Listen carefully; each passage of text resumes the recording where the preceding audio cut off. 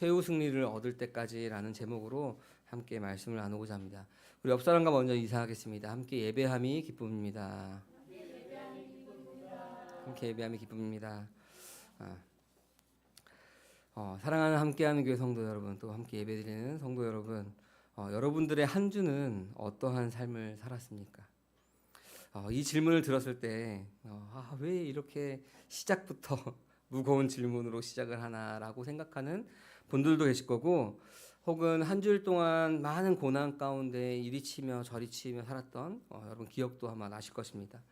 또 어떤 분들은 주님과 아주 친밀한 상황 가운데 주님께서 나에게 하신 일들을 생각하면서 이 질문을 생각하신 분들도 있었을 것입니다. 여러분, 여러분들의 한 주는 어떤 삶을 살았느냐라는 하는 질문을 사실은 우리는 어떻게 바꿔야 되냐면은, 하루를 마감하면서 나의 오늘 하루는 하나님 앞에서 어떠한지를 우리는 매일매일 점검해야 하는 것입니다. 목사님 왜 시작부터 시작한 지 1분도 안 지났는데, 말씀을 시작한 지 1분도 안 지났는데 이렇게 숨이 턱턱 막히는 이렇게 불편한 이야기로 말씀을 시작합니까? 라고 여러분 혹시 생각하십니까? 그러면 여러분 혹시 이 말, 성경 곳곳에서 하나님께서는 사람의 마음을 아신다, 감찰하신다 라는 그 성경 구절이나 그 말씀을 들었을 때 여러분은 어떤 마음이 속으로 듭니까? 안 되는데, 내 지금 이 마음은 하나님께 들켜서는 안 되는 마음인데 하면서 여러분 불안해하시거나 불편해하신가요? 저의 경우는 하나님께서 이 마음을 정말 몰랐으면 좋겠다라고 생각하는 그 마음들이 있었습니다. 들키고 싶지 않은 마음, 정말 그 누구에게도 하나님께도 들키고 싶지 않은 그 속마음이 저에게 있었습니다. 근데 이 속마음이 있었으니까 이 말씀을 볼 때마다 어땠을까요? 하나님 내 마음을 다 아신다. 나 이것만은 내가 하나님께 들키고 싶지 않은 마음인데, 사람에게도 들키고 싶지 않은 마음인데 불편하죠. 나의 모든 걸 다 아신데 너무 좋습니다가 아니라 너무 불편합니다. 이거는 숨겨주세요가 아니라 참 불편하죠. 숨기고 싶은 게 있을 때. 근데 어느 날 말씀을 묵상하다가 이런 마음이 들었습니다. 내 이러한 생각을 다 아시고도 나를 사랑하시는구나. 사람은 어떻죠? 이 사람이 나를 싫어하는 마음을 내가 발견했을 때 나도 이 사람이 싫어지죠. 근데 하나님께서는 그 마음을 이미 다 아시는데도 나를 사랑하신다는, 그 아들을 우리에게 주시기까지 사랑하신다는 거. 나의 연약한 부분을 다 알고도 사랑하시는 분이 하나님이시구나. 그 다음에 여러분 어땠을까요?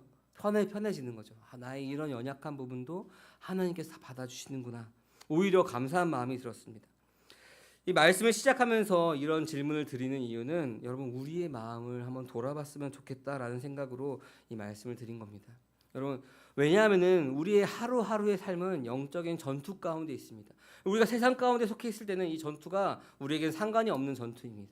그러나 우리가 그리스도인이 되고 난 이후부터는, 거듭난 다음부터는 우리의 매일매일의 삶은 이 영적인 전투 가운데 살아가는 것입니다. 여러분, 물론 이 영적인 전투는 하나님께 달려 있습니다. 내가 싸워가는 게 아니죠. 그러나 우리가 기도하지 않고 말씀에 순종하지 않는다면은 하나님께서 우리를 통해서 아무 일도 할 수가 없는 것입니다. 우리는 양 같아서 다 제 갈 길로 행하는 것입니다. 기도하지 않고 말씀에 순종하지 않고는 내 뜻과 내 생각대로 여전히 내가 주인된 삶으로 살아가는 것이, 거듭났지만 힘이 없는 자로 살아가는 것이 바로 우리들의 모습인 것입니다. 그래서 여러분, 신앙을 지키는 것, 그것은 바로 영적인 전투 가운데 사는 것이며, 이 영생을 사는 것, 이 신앙을 지키는 것은 때로는 투혼하며 살아가는 것입니다. 끝까지 주님 오시는 그날까지 투쟁하며 이 땅 가운데 살아가는 것입니다. 그래서 사도 바울도 우리에게 뭐라고 얘기하죠? 선한 싸움을 싸우라, 싸우라라고 이야기하고 있습니다.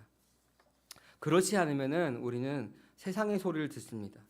오늘 본문의 이야기가 이 영적 전투를 싸워가는 오늘날 저와 여러분들에게, 성도들에게 이렇게 이야기합니다.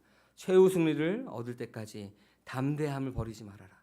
사랑하는 함께하는 교회 성도 여러분, 주님 오시는 그날까지 우리가 그 전투 가운데 담대함을 가지시기를 주님의 이름으로 축원합니다.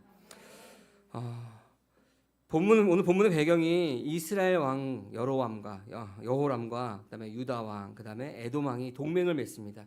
오늘 13절부터 읽었지만 그 이전 말씀에 보면은 이 세 나라가 동맹을 맺습니다.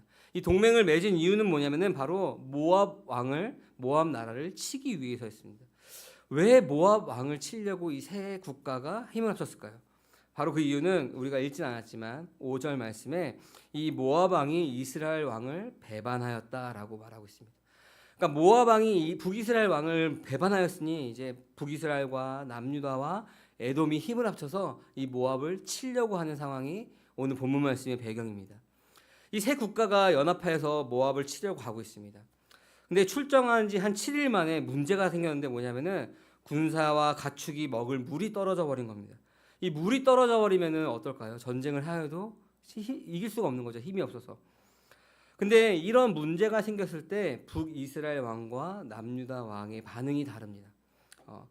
북이스라엘 왕 여호람은 큰일 났다. 어떻게 하지? 하나님이 우리 새 왕을 모압의 손에 넘겨주려고 하신 것이구나 하고 탄식합니다.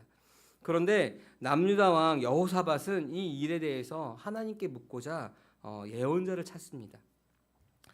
같은 상황이었지만 하나님의 백성이지만 북이스라엘 왕은 탄식하였고 남유다 왕은 하나님께 묻고자 하였습니다. 그래서 신하 중에 한 사람이 그 사밧의 아들 엘리사를 찾았습니다. 그리고 오늘 본문인 13절부터 이제 27절까지의 말씀이 쭉 이어지는 것입니다. 어떻게 할 것인지에 대해서 이 엘리사에게 묻습니다. 그래서 엘리사는 하나님께서 주신 그 말을 예언하기 시작합니다. 16절부터 17절까지 말씀 우리 같이 한번 읽어보겠습니다. 엘리사는 예언을 하기 시작하였다. 주님께서 이렇게 말씀하십니다. 이 계곡에 도랑을 많이 파라. 주님께서 또 이렇게 말씀하십니다. 너는 바람이 부는 것도 보지 못하고 비가 내리는 것도 보지 못하겠지만 이 계곡은 물로 가득 찰 것이며 너희와 너희 가축과 짐승이 마시게 될 것이다. 아멘. 엘리사가 무슨 말씀을 전하죠? 그들의 문제가 해결될 것을, 물이 없는, 그래서 그 물이 없어서 당하는 그 문제를 하나님께서 해결해 주실 것을 이야기합니다. 그리고 엘리사는 그 이후에 계속 이야기합니다. 이런 것들이 하나님께는 아무것도 아니다. 너희에게 물을 주는 것이, 그 문제를 해결해 주는 것이 아무것도 아니다. 그러면서 그 다음에 뭐라고 하죠? 모압을 너희의 손에 넘겨주실 것을 이야기합니다. 그러니까 너의 문제, 그 물을 주는 것은 하나님께는 아무것도 아니며 그 다음에 그 모압을 전쟁에서 승리하실 것을 이야기합니다. 그리고 하나님의 말씀대로 샘에서 물이 솟아났으며 물을 그들이 받았죠. 그리고 나서 그 에돔과의 전쟁 가운데서 승리하는 모습을 보게 됩니다. 이 세 국가가 연합하여서 쳐들어온다는 이야기를 듣고 모압도 군대를 모읍니다. 근데 이 모압이 이 멀리 해가 물에 비치는 것을 보고 피바다라고 생각을 합니다. 그리고 나서 그들에게 공격을 하죠.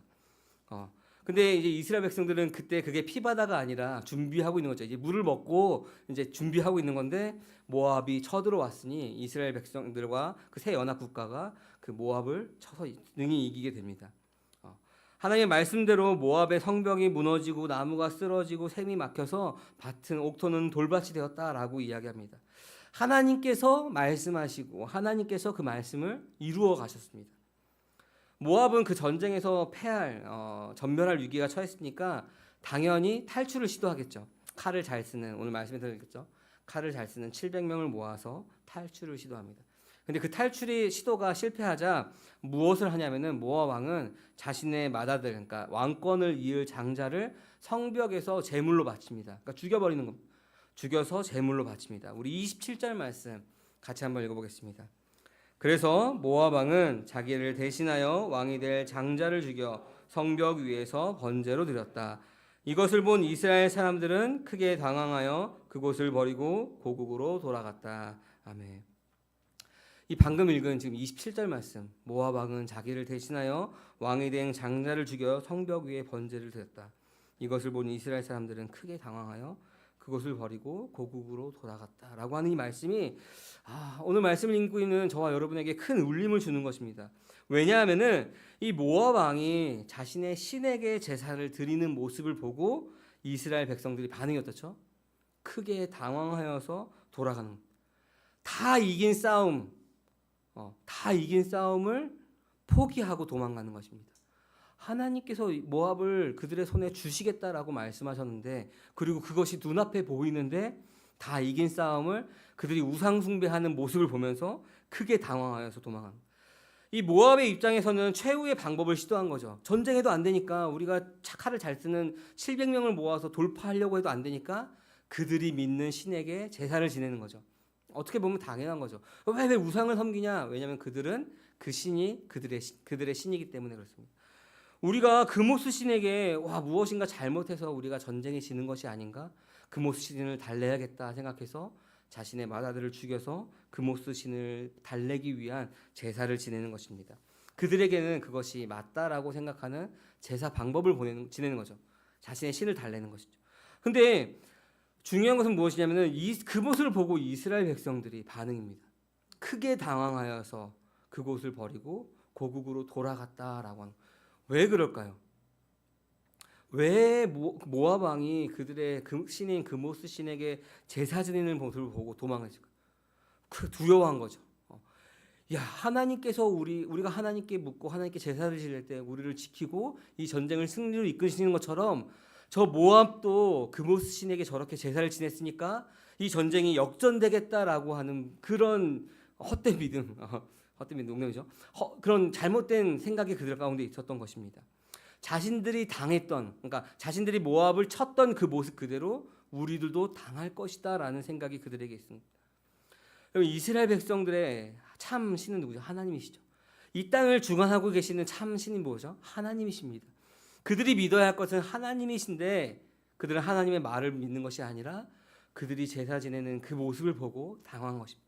눈으로 그것을 보고 당황했죠. 아들을 죽인 것 때문에 당황한 것이 아니라 그들이 신에게 제사 지내는 그 모습을 보고 우리도 지겠구나라고 하면 당황한 것입니다. 하나님을 신뢰하지 못하는 모습이었습니다. 당황하고 허둥대며 동황하는 꼴이 그 이스라엘 백성들의 모습이었습니다. 사랑하는 함께하는 교회 성도 여러분, 여러분이 보시기에 이스라엘 백성들 이 세 왕의 모습이 여러분 어떻습니까? 하나님께서 문제 가운데 물을 먹지 못해서 7일 동안 굶주려 있던 그들 가운데 물을 허락하셨습니다. 그리고 전쟁도 바로 승리가 눈앞에까지 보였습니다. 근데 허둥대며 도망가는 모습을 보입니다. 어리석어 보이죠. 이 사람들 도대체 신앙이 있는 사람이야? 믿음이 있는 사람이야? 하나님께서 이렇게 이끄시는데 왜 그들은 도망가지? 여러분 가만히 보면은 북이스라엘 왕은 하나님께 묻지도 않았죠. 근데 남유다 왕은 하나님께 묻습니다. 엘리사가 뭐라 그러면은 여호사밧 때문에 내가 하나님의 말씀을 너에게 이야기해 준다라고 이야기합니다. 아무튼 하나님께 묻고 그 말씀대로 이루어졌습니다. 전쟁의 승리가 코앞인데 그 적군의 제사 드리는 모습을 보고 도망하는, 승리를 눈앞에 두고 도망하는, 분명한 것은 무엇이냐면 하나님께서 그 모습을 기뻐하시지 않는다는 것입니다. 이스라엘 백성들이 왜 이렇게 어리석지? 우리가 지금 보면 그렇죠. 왜 하나님을 신뢰하지 못하지? 왜 그렇게 믿음이 없을까라고 우리가 생각할 수 있습니다. 근데 여러분, 제가 그 설교 처음에 드렸던 질문, 여러분 우리의 오늘 하루의 모습은 여러분 어땠습니까? 라는 질문을 들었을 때 여러분 이 이스라엘 백성들의 모습이 단지 그냥 이스라엘 백성들의 모습이 아니라 여러분 우리의 모습인 것입니다. 여러분 한 주의 삶은 어떤 삶을 살았나요? 오늘 하루하루의 삶은 여러분 하나님 앞에서 어떠한 삶을 살았습니까? 자신 있게 하나님 영생을 누리며 승리하며 이 땅이 세상이 감당하지 못하는 사람으로서 살았습니다 라고 여러분 자신 있게 이야기할 수 없다면은 이 세 왕과 같은 모습인 것입니다. 오늘 본문 말씀, 동맹국이 전쟁에 나섰죠. 물이 없어 패할 것이 두려웠습니다. 문제가 생겼습니다. 북이스라엘 왕은 탄식하였고 남유다 왕은 하나님을 찾았습니다. 그리고 하나님의 말씀은 가축과 사람들이 마실 물을 주는 것이었습니다. 근데 그것에서 끝내는 것이 아니라, 그 문제 해결에서 끝내는 것이 아니라 모압과의 전쟁에서도 승리하는 것이었습니다. 승리를 눈앞에 두고 그모스 신을 두려워해서 도망하였습니다. 여러분 문제가 생겼고 물이 없어 곤란한 가운데 빠졌습니다. 하나님께서 해결해 주셨죠. 여러분 사람마다 각자 물을 찾기 위해서 혹은 그 상황을 돌파하기 위해서 각자의 방법을 가지고 행동을 합니다. 북이스라엘 왕과 남유다 왕처럼 누구는 자신의 방법으로, 누구는 하나님께 기도함으로 나아가는 모습이 있습니다. 여러분, 우리의 인생은 어떻죠?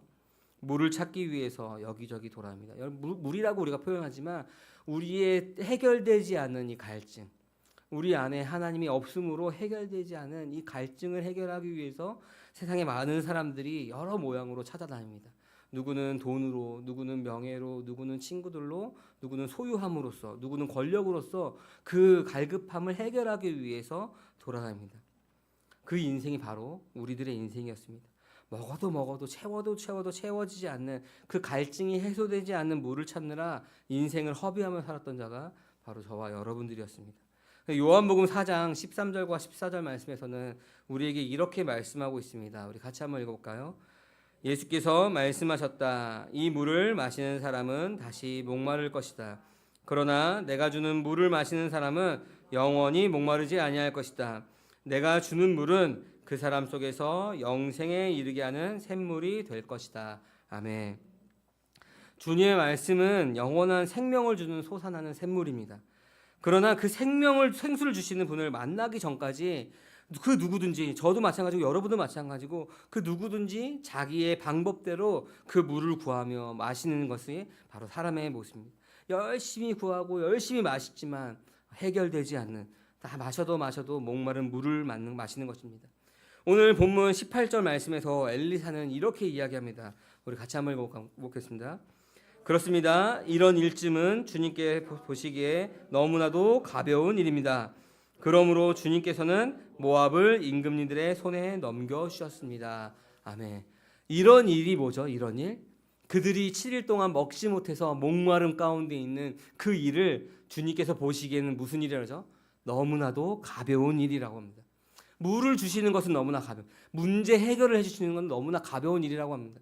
그러나 그 다음에 더 큰 일이 있는데 그것이 뭐죠? 모압을 그들 손에 넘겨주셨다라고 하는 것입니다.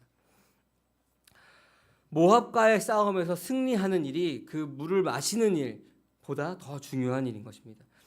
사랑하는 함께하는 교회 성도 여러분, 오늘 우리의 말씀 가운데 여기까지 말씀드렸는데 이 말씀 가운데서 여러분 한 사람 한 사람에게 하나님께서는 무엇이라 말씀하고 있습니까? 솟아나는 생물은 영생으로 인도하는 복음입니다. 이 땅에서 목마름 가운데 그 해결하지 못해서 이리 방황하고 저리 방황할 때 주님께서는 다시는 목마르지 않은 물을 우리에게 주셨습니다. 예수 그리스도를 믿음으로 우리의 죄가 사해지고 그 아들의 생명을 우리가 얻었습니다.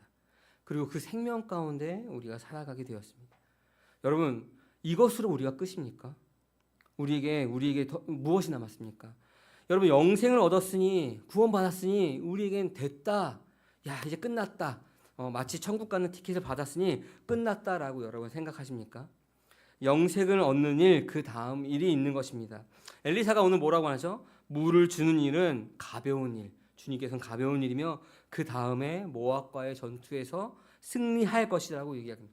영생을 얻는 일보다 더 큰 일은 그 영생으로 살아가는 일입니다. 어둠으로 끝나는 것이 아니라, 여러분, 어둠으로 끝나는 것으로 끝나면은 영생을 얻고 우리는 주님 곁으로 가야 됩니다. 그러나 영생을 얻고 우리가 이 땅 가운데 살아가는 것은 여러분 영생을 얻는 일 다음에 우리가 이 땅 가운데서 영적인 전투 가운데 영생으로 살아가는 것이 우리에게 남은 것입니다. 영생으로 사는 것이 무엇이냐? 영생을 누리며 생명을 누리며 살아가는 것이 무엇이냐? 바로 이 세상의 임금을 넉넉하게 이기는 삶인 것입니다. 세상이 감당하지 못하는 자로서 살아가는 것이 바로 우리가 영생을 누리면서 살아가는 것입니다. 힘이 없이 사단이 우리를 유혹할 때 이리 넘어지고 저리 넘어지고 이리 치리고 저리 치고 살아가는 것이 아니라 우리가 영생을 누리며 살아갑니다. 우리가 생명 가운데 살아갑니다 라고 하는 말은 바로 세상이 감당하지 못하는 자로서 살아간다라고 하는 것입니다. 그래서 요한일서 2장 14절에서는 이렇게 우리에게 말씀하고 있습니다. 우리 같이 한번 읽어볼까요? 어린이 여러분, 내가 여러분에게 이 글을 쓰는 까닭은 여러분이 이미 하늘 아버지를 알고 있기 때문입니다. 아버지 된 이 여러분, 내가 여러분에게 이 글을 쓰는 까닭은 여러분이 태초부터 계신 분을 알고 있기 때문입니다. 젊은이 여러분, 내가 여러분에게 이 글을 쓰는 까닭은 여러분이 강하고 하나님의 말씀이 여러분 속에 있어서 여러분이 그 악한 자를 이겼기 때문입니다. 아멘. 이 글을 싸는 까닭은 하나님의 말씀이 여러분 속에 있어서 여러분이 그 악한 자를 이겼기 때문이다 라고 말하고 있습니다. 예수님이 그리스도이심을 믿는 자는 그 속에 영생이 있다라고 요한 1서 5장에서 이야기합니다. 사랑하는 성도 여러분, 영생을 얻는 것 자체로 세상을 이길 수가 없는 것입니다. 우리의 삶이 넘어지고 깨지고 흔들리고 왔다 갔다 하는 것이 여러분 영생을 얻지 못했기 때문에 그렇습니까?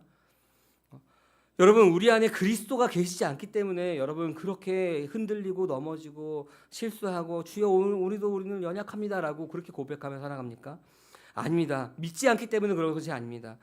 날마다 말씀 안에 영생의 삶을 살지 못하기 때문에, 그 영생을 누리며 살지 못하기 때문에 우리는 작은 유혹에도 작은 고난에도 이리 넘어지고 저리 넘어지고 하는 것입니다. 여러분, 그래서 우리가 날마다 말씀 안에 영생의 삶을 살아야 합니다. 그렇게 살아갈 때 세상을 넉넉히 이기며 살아가는 것입니다. 우리가 종종 잊고 있는 것이 있는데 그것이 뭐냐면은 우리의 죄의 문제가 해결되었으니 나는 끝났다라고 안심하는 것입니다. 나는 끝났으니 이 땅에서 어쩔 수 없지, 세상에 돌아가는 원리가 이 땅 가운데 살아가야 되니까 어쩔 수 없이 이렇게 살아야지 하는 것이 세상 가운데 속고 있는 것입니다. 여러분, 주님의 자녀가 되었다면은 사단은 한 사람 놓쳤네, 어쩔 수 없지, 얘는 포기하고 아직 주님께 돌아가지 못한 쟤를 괴롭혀야지. 사단은 그러지 않습니다. 우리를 영생 가운데 살아가지 못하도록 끊임없이 우리를 미혹하고 넘어뜨리고 우리를 잡아뜨리려고 하는 것이 바로 이 사단이 하는 일입니다. 그래서 우리가 주님 안에 거해야 하는 것입니다. 요한복음 15장 3절에서 4절 말씀에서는 이렇게 말씀하고 있습니다. 우리 같이 한번 읽어볼까요? 너희는 내가 너희에게 말한 그 말로 말미암아 이미 깨끗하게 되었다. 내 안에 머물러 있어라. 그리하면 나도 너희 안에 머물러 있겠다. 가지가 포도나무에 붙어 있지 아니하면 스스로 열매를 맺을 수 없는 것과 같이 너희도 내 안에 머물러 있지 아니하면 열매를 맺을 수 없다. 아멘. 여러분, 너희에게 말한 그 말로 이미 뭐라 그러죠? 깨끗하게 되었다. 그 다음에 뭐라 그러죠? 내 안에 머물러 있어라. 열매를 맺기 위해서 내 안에 머물러 있어라. 머물러 있지 않으면 열매를 맺을 수 없다라고 이야기하고 있습니다. 아들 안에 거하는 것이 바로 아버지 안에 거하는 것입니다. 여러분, 영생의 삶이 무엇입니까? 라고 묻는다면 영생의 삶은 날마다 그 아들을 힘입어서 하나님 앞에 나아가는 것입니다. 제가 지난 주 중에 그 고등학교 동창들을 만났습니다. 우리 지난번에는 4명이 만났는데 이 4명 중에 3명이 목사였고 이 4명의 모임 중에 1명이 더 합류하였습니다. 그래서 23년 만에 만나가지고 정말 반갑게 만나는데 이 친구들하고 얘기하다가 교회에서 얘기하다가 헌금함을 보면서 이런 얘기했습니다. 야, 헌금함 너무 특이하게 생겼다. 그래서 헌금함의 의미에 대해서 이야기했습니다. 찢어진 휘장이다. 그래서 우리가 예수 그리스도를 말미암아 그 죽음을 넘어서 담대함으로 하나님 품 안에 들어가는 것이다. 그 삶을 우리가 드린다는 의미로 우리가 헌금을 하는 것이다라고 말해줬습니다. 그래서 너무 신기하다 막 얘기를 했었는데, 여러분, 죄인이었던 우리는 하나님 앞에 설 수 없는 자들입니다. 죄인이었던 우리는 하나님 앞에 감히 설 수 없는 자들이었습니다. 그러나 우리가 그리스도로 말미암아 하나님 앞에 나아갈 수 있는 담대함을 우리가 가졌습니다. 이것을 우리가 파레시아라고 얘기하죠.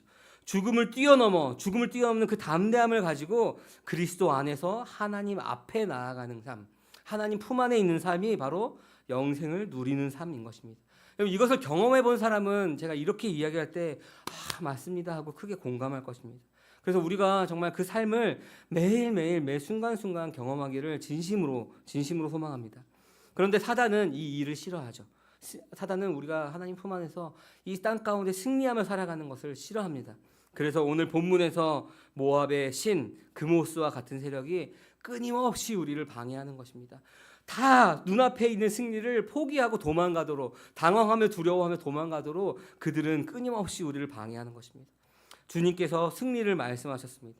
그 말씀대로 이루어져 가고 있는데 우리의 눈이, 우리의 생각이 끊임없이 세상의 두려움을 가지게 합니다. 결국 최후의 승리를 포기하고 도망가게 만드는 것입니다. 이것을 하나님께서 기뻐하지 않는 것입니다. 히브리서 10장에서는 우리에게 이렇게 말씀합니다. 제가 읽어보겠습니다. 한번 PPT는 보시면서 제가 읽어보겠습니다. 10장 35절에서 39절입니다.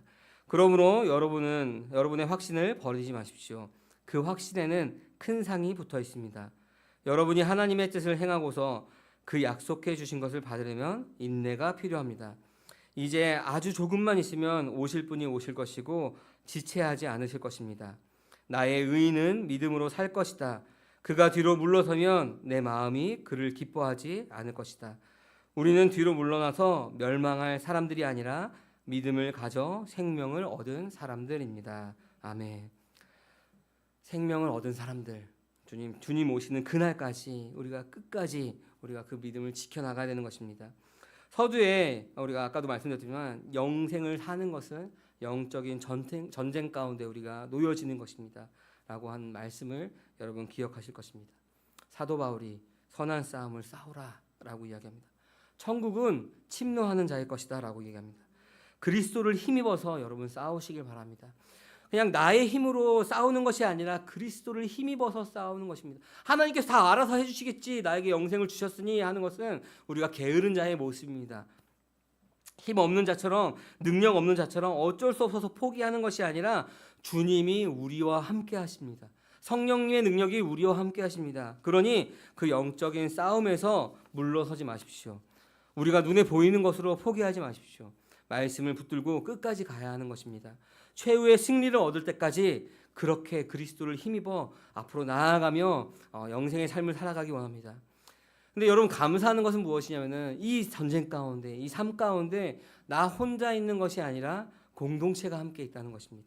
교회가 있다는 것입니다. 특별히 함께하는 교회 가운데 우리가 모이고 있다는 것입니다. 그래서 히브리서 10장 22절에서 25절까지는 아들을 힘입어서 하나님께 나아가는 그 공동체를 향해서 격려하면서 이렇게 말하고 있습니다. 이 격려가 우리 공동체에 하는 격려로서 우리가 생각하며 우리가 함께 고백하면서 읽어보겠습니다. 10장 22절에서 25절입니다.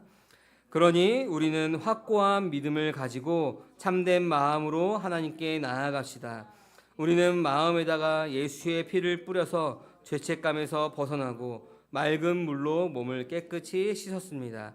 또 우리에게 약속하신 분은 신실하시니 우리는 흔들리지 말고 우리가 고백하는 그 소망을 굳게 지킵시다. 그리고 서로 마음을 써서 사랑과 선한 일을 하도록 격려합시다.